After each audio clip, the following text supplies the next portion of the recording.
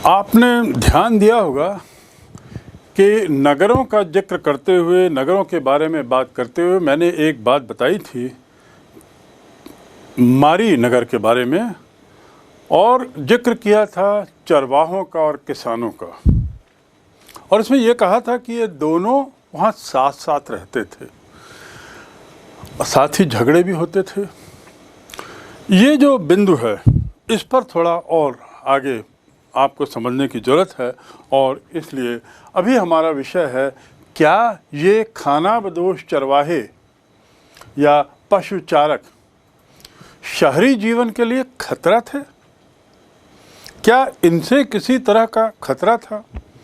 नगर की चर्चा करते करते पशुचारकों की चर्चा होना, किसानों की चर्चा होना थोड़ा सा एक अजूबा लगता है, लेकिन आप समझ जाएंगे कि आखिर इसकी चर्चा यहाँ क्यों आवश्यक है।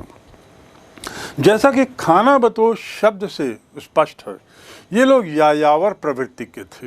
एक स्थान से दूसरे स्थान जाते थे, जानवरों को छोड़ते थे और कई बार वहीं बस जाते थे। इनकी ये खानाबदोशी प्रवृत्ति कई बार बड़ी नुकसानदेह साबित हुई। वहाँ का इतिहास, मेसोपोटामिया का, इस बात का बड़ा प्रमाण है कि इसके पश्चिम मरुस्थल से यायावर प्रवृत्ति के समूह कई झुंड के रूप में वहाँ पर आए और इन्होंने उसके बाद उपजाऊ और संपन्न भूमि पर सतत रूप से आते रहे। अब ये चूंकि मरुभूमि की तरफ से आते थे, तो उपजाऊ और संपन्न भूमि में आने पर इनके जानवरों को, पशुधन को चरागाह मिल जाता था और ऐसा होता था कई बार कि ये वहाँ पे बस जाते थे। लेकिन ये लोग लगातार आते रहते थे। ये पशुचारक गर्मी में जब बुआई होती थी, इन क्षेत्रों में हरियाली हो जाती थी, तो ख़ास तरीके से, ख़ास झुंड के रूप में, यायावर समूह के रूप में, गड़रियों के रूप में फसल काटने वाले मजदूरों या भाड़े के मजदूरों के रूप में आ जाते थे। बहुत बार भाड़े के सैनिकों के वेश में, भाड़े के सैनिक बनकर भी वो लोग उस क्षेत्र से यहाँ आते थे और उस उपजाऊ क्षेत्र में आकर बस जाएं और स्थायी रूप से इसे अपना निवास बना लें। कारण क्या था कि जिस स्थल में रहते थे, मूल स्थान जो था वह मरुभूमि था। जानवरों के लिए चरागाह की जरूरत होती थी और खुद को अपने जीवन यापन के लिए भी खाद्यान्न आदि की जरूरत होती थी। ये व्यवस्था उनको यायावर प्रवृत्ति की बना दी, यानी घुमंतु प्रवृत्ति की, घुमक्कड़ प्रवृत्ति की, खानाबदोश प्रवृत्ति की। और ये सतत रूप से एक वेव की तरह आते रहते थे और यहाँ बस जाते थे, स्थायी हो जाते थे। ये खानाबदोश अक्कदी, एमोराइट, असीरियाई और आर्मीनियन जाति के हुआ करते थे। मैं पुनः दोहरा दूं, अक्कदी, उसके बाद एमोराइट, असीरियाई और आर्मीनियन, इस जाति के मूलतः ये लोग थे। पशुचारक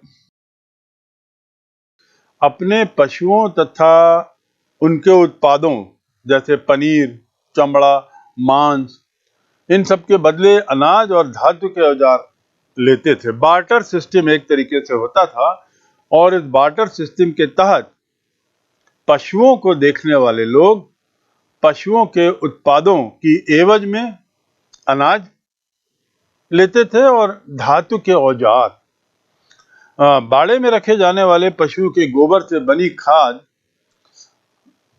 जमीन में दी जाती थी, क्योंकि उन्हें उसकी जानकारी थी कि गोबर से बनी हुई खाद भूमि को उपजाऊ बनाती है और इसीलिए बाड़े के पशुओं की गोबर को वो लोग अपने खेत की भूमि में डाल देते थे। और किसानों के लिए तो ये खाद बहुत ही उपयोगी होती थी, बहुत फायदेमंद होती थी।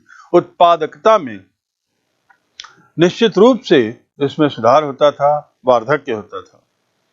लेकिन कई बार ऐसा भी देखा गया है, ऐसे भी अनुभव हैं, साक्ष्य हैं, जहां किसानों और पशु चारक या गड़रियों के बीच झगड़े भी हो जाते थे लेन देन को लेकर।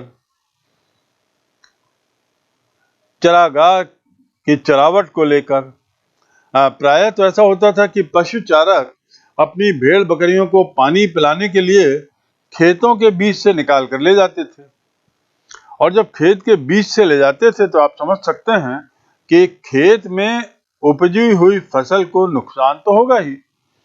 तो इस बात को लेकर इन लोगों के बीच में, गड़रिया चरवाहों के और एक तरफ और किसानों के बीच, दूसरी तरफ किसानों के बीच कई बार झगड़े के साक्ष्य मिले हैं।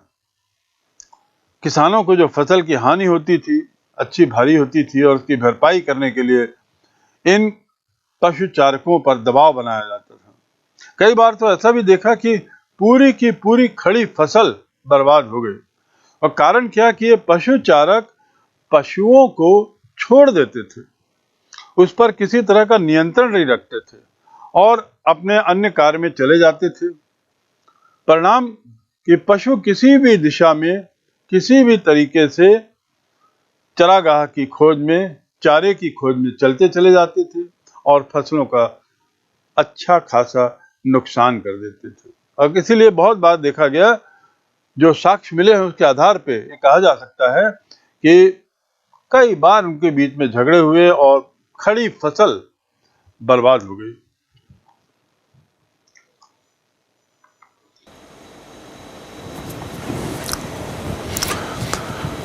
मारी के अभिलेखों से ये बड़ा स्पष्ट है, ज्ञात होता है कि सिंचाई वाली जगहों में पशु चारकों के आवाजाही पर बड़ी पैनी नज़र रखी जाती थी शासन के द्वारा और मंदिर के जो अधिकारी थे उनके द्वारा। और उसका कारण क्या था कि ये जो पशु चारक थे ये अपने पशुओं को स्वच्छंद छोड़ देते थे, जिससे खेती को बड़ा नुकसान होता था। इसके पीछे कोई गलत मंशा नहीं थी, फसलों को नुकसान से बचाने के लिए ऐसा करते थे।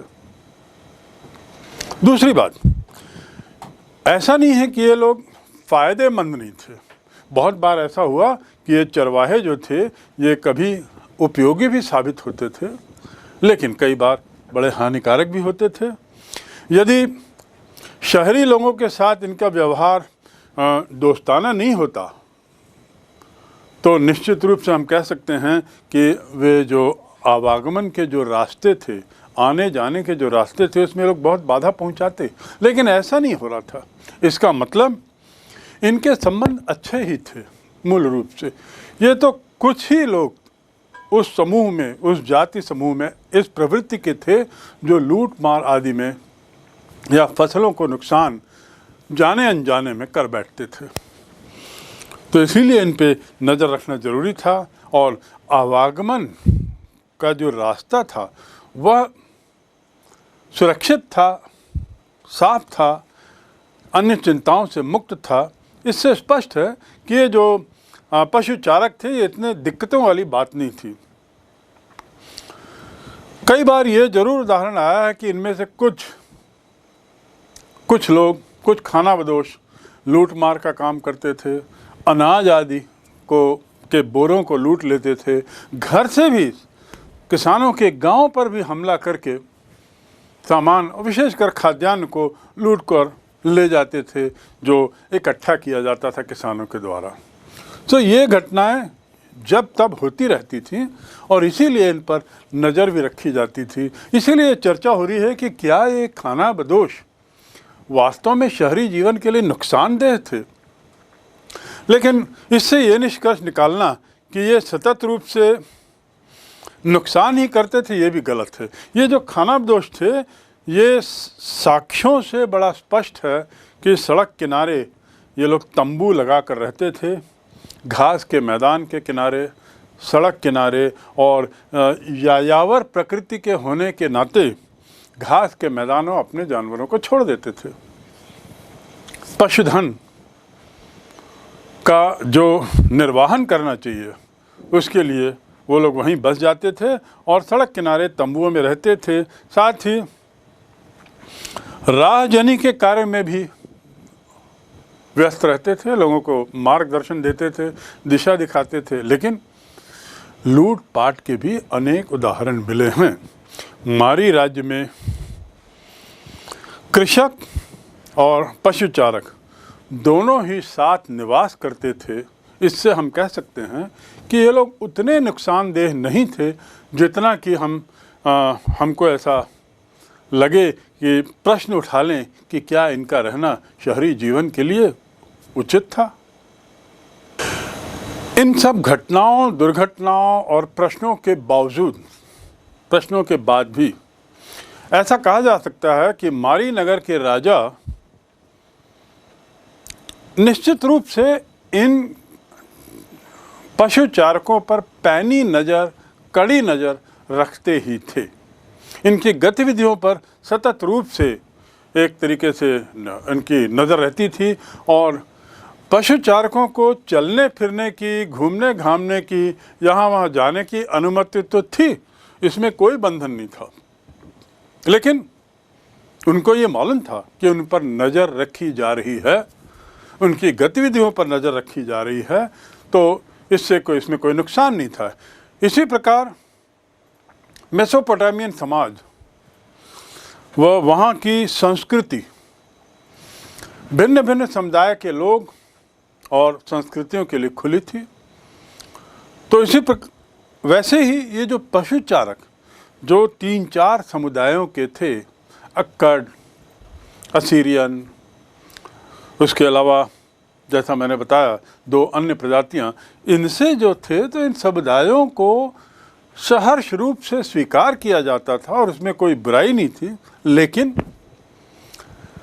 इस बात के प्रति सजग थे कि इन पशुचारकों के कुछ तत्व ऐसे हैं जो असामाजिक गतिविधियों में लिप्त हो जाते हैं और इसलिए उन पर नज़र रखना, पैनी नज़र रखना जरूरी है।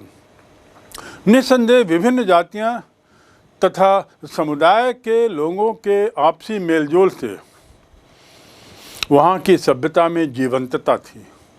मेसोपोटामिया की सभ्यता जो इतनी विकसित हुई, मेसोपोटामिया की सभ्यता जो इतनी संगत विसंगत के साथ है, एक ओर भव्य मंदिर, भवन निर्माण, बड़े बड़े शहर, दूसरी ओर अव्यवस्था, सफाई की कमी, निरक्षरता आदि आदि, ये जो विसंगतता है और उसमें भी जो विभिन्न समुदायों का समावेश है, इसने एक बड़ी विशाल, बड़े खुले हृदय की संस्कृति को जन्म दिया। और ये साबित होता है कि मेसोपोटामिया की सभ्यता में विभिन्न जातियों और समुदाय के लोगों को अपने में मिलाने की, मेल जोल करके रखने की काबिलियत थी और वहाँ की सभ्यता में इसीलिए जीवंतता है। जीवंतता का अर्थ क्या है? लाइफ, यानी सतत रूप से वह विकसित होती हुई नजर आ रही है, क्योंकि एक के बाद एक नए नए समुदाय, नए नए गुट आके जुड़ते चले जा रहे हैं।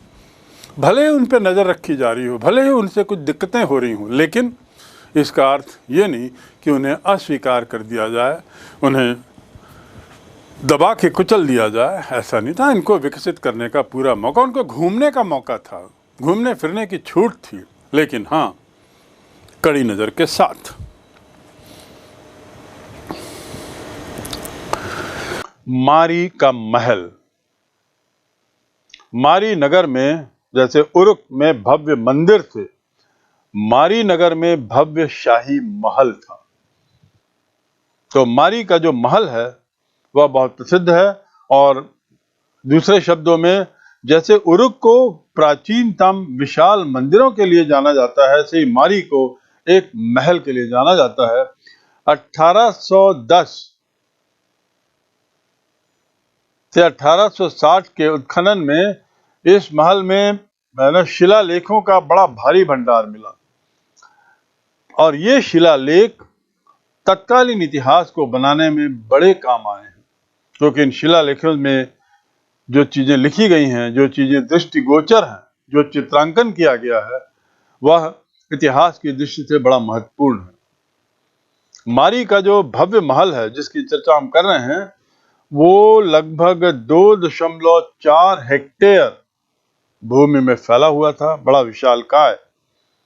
260 कमरे और अनेक अनेक आंगन इस महल में थे।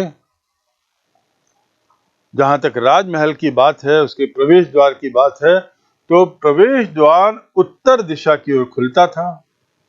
सारे कमरों में बहुत सुंदर नक्काशी की गई थी, चित्र उकेरे गए थे। चित्रों से दीवालों को, कमरों की दीवालों को पाट दिया गया था। एक राजा जिसका नाम था राजा जिमरिलियम, जो मारी का राजा था, उसी के नाम से ये महल जो है वह जिमरिलियम महल के नाम से जाना जाता था, क्योंकि इस महल की मूल रचना, मूल ढांचा जिमरिलियम ने ही बनाया था। ये महल उत्पादन और प्रशासन दोनों का केंद्र था। तो महल बनाने के पीछे उद्देश्य विलासिता तो थी ही, दिखावा तो था ही, विशालता और विलासिता ये सब परिलक्षित था, लेकिन साथ ही साथ ये प्रशासनिक केंद्र भी था और साथ ही साथ उत्पादन का भी केंद्र था। 125 से 200 एकड़ क्षेत्र में फैले हुए इस महल में 125 से 200 एकड़ कितना विशाल का एक क्षेत्र है, सोच लीजिए। इतने बड़े विशाल महल में करीब 15 लोग काम करते थे। नियमित रूप से जो महल की रखरखाव, देखरेख, सफाई आदि में लगे रहते थे और फसल कटाई के समय कुछ अतिरिक्त मजदूर और ले लिए जाते थे ताकि समय पर कटाई हो और महल का काम भी प्रभावित ना हो।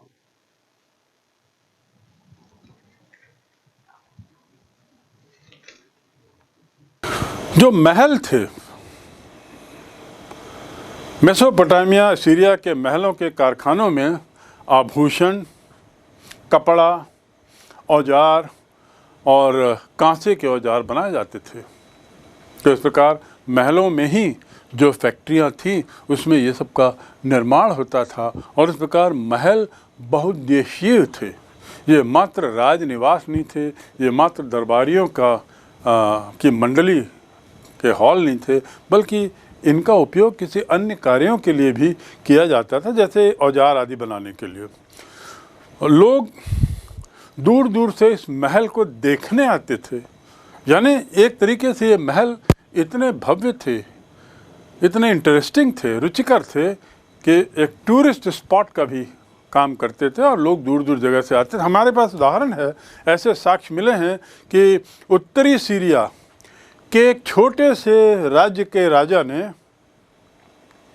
एक अन्य राजा का पत्र लेकर महल देखने का अनुरोध किया था। उत्तरी सीरिया के एक राजा ने एक अन्य राजा की चिट्ठी ली और उसको यहाँ पेश किया इस अनुरोध के साथ कि इस पत्र के आधार पर उसे महल घूमने की छूट दी जाए, महल के दर्शन का मौका दिया जाए। तो इस प्रकार हम कह सकते हैं कि महल देखने में भी बड़े रुचिकर थे। इन महलों में राजा अपने सहयोगियों के साथ रहते थे और उन्हीं के साथ जो बड़े बड़े हॉल में अपना दरबार करते थे। सफ़ेद पत्थर वाले आंगन से वहाँ वे भोजन करते थे अपने दरबारियों के साथ और बड़े भव्य तरीके से भोजन पान, मदिरा का सेवन, मांस का सेवन, बियर, मछली आदि ये सब का आनंद लेते थे।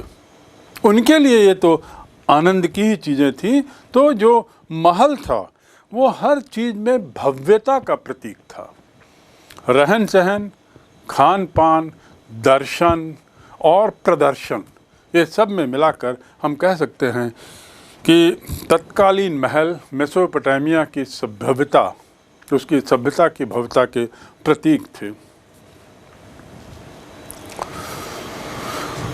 शहरी जीवन के फलस्वरूप अस्तित्व में आई हुई संस्थाएं, क्या होता है, जब एक शहरी जीवन बढ़ता है तो हर शहर अपने तय एक अलग रूप लेने लगता है, और जैसे जैसे वो बढ़ता है वहाँ नई नई संस्थाएं खुलने लगती हैं। उदाहरण के लिए एक शहर बढ़ा समुद्री तट के किनारे तो वो बंदरगाह का रूप लेने लगता है, एक शहर शायद व्यापारिक केंद्र का रूप लेने लगता है, एक शहर मंदिरों से लैस शहर का रूप लेने लगता है, और व्यापारिक शहर में व्यापार से जुड़े हुए लोग पनपने लगते हैं, बढ़ने लगते हैं, उनकी संख्या बढ़ती है। धार्मिक स्थलों से जुड़े हुए जगहों पर पंडित, पुजारी, प्रसाद बनाने वाले, सेवक आदियों की भरमार हो जाती है। तो हम थोड़ा जानें कि आखिर मेसोपोटामिया के जो शहर थे, उस शहरी जीवन में क्या क्या संस्थाएं विकसित हुई और अस्तित्व में आई। मेसोपोटामिया के शहरी जीवन की यदि बात करें तो 5000 ईस्वी पूर्व, यानी आज से लगभग 7000 वर्ष पहले ये बस्तियों की शुरुआत हुई, बसाहट शुरू हुई। इन्हीं बसाहटों में से कुछ शहर का रूप लिए, कुछ शहरी रूप में विकसित हुए और इनका विकास होना शुरू हुआ। कालांतर में ये और बढ़ते गए और भव्य नगर निर्माण की चर्चा हम देखते हैं। इन शहरों की यदि हम बात करें तो इसमें सबसे प्रसिद्ध शहर हैं उसके लगाश, बेबीलोन, मारी आदि आदि।